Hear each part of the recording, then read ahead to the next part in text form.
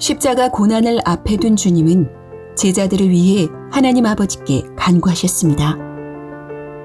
내가 비옵는 것은 저희를 세상에서 데려가시기를 위함이 아니요 오직 악에 빠지지 않게 보전하시기를 위함이니이다. 제자들은 세상에 속한 자들이 아니요 하나님께 속한 자들이기에 주님이 그들 곁을 떠나시면 하나님을 미워하는 세상이 그들을 내버려 두지 않을 것이었습니다.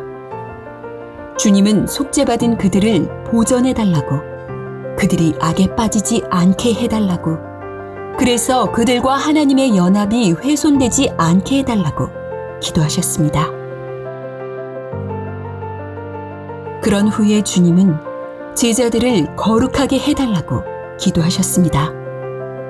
그들은 복음 전파라는 막중한 임무를 감당해야 할 자들입니다. 이 임무를 제대로 완수하기 위해서는 그들의 내면이 세상과 죄와 원수로부터 구별되어 하나님을 점점 닮아가야 합니다.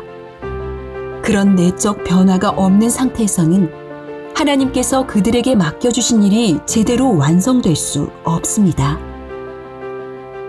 하나님은 거룩하시며 그의 일은 거룩한 자들을 통해 거룩한 방법으로 이루어지기 때문에 그 일을 맡은 자들은 하나님과 반대되는 자신의 성질을 끊임없이 제거함으로써 계속 거룩해져야 합니다.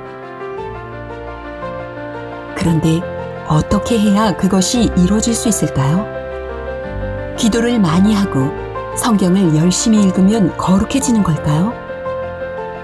사람의 관심이 자기를 완성하는 데에 집중되어 있는 상태에서는 그가 아무리 그런 노력을 할지라도 하나님께 사용되기에는 합당치 않습니다.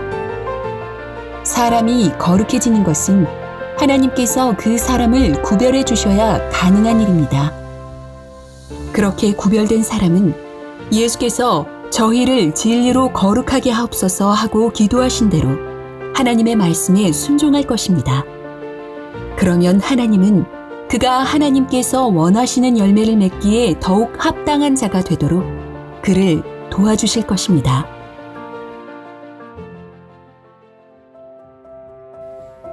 본래 우리는 거룩한 것이 무엇인지 알지 못할 뿐 아니라 거룩한 것을 꺼리는 자들입니다.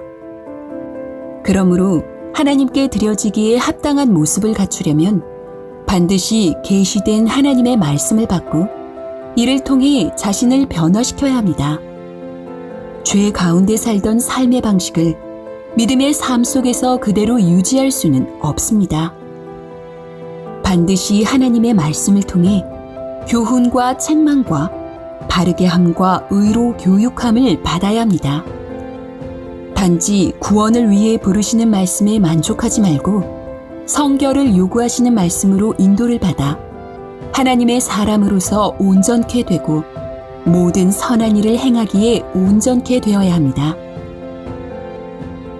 주님은 저희를 위하여 내가 나를 거룩하게 하오니 이는 저희도 진리로 거룩함을 얻게 하려 함이니이다 하고 말씀하셨습니다.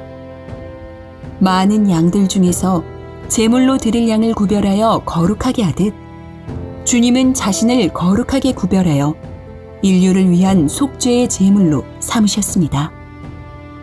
주님은 이를 통해 우리도 거룩하게 되기를 바라셨습니다. 그러므로 우리 역시 자신의 삶을 하나님께서 기뻐하시는 거룩한 산제사로 드립시다. 주님의 위대한 중보기도가 우리에게서 온전히 이루어지게 합시다.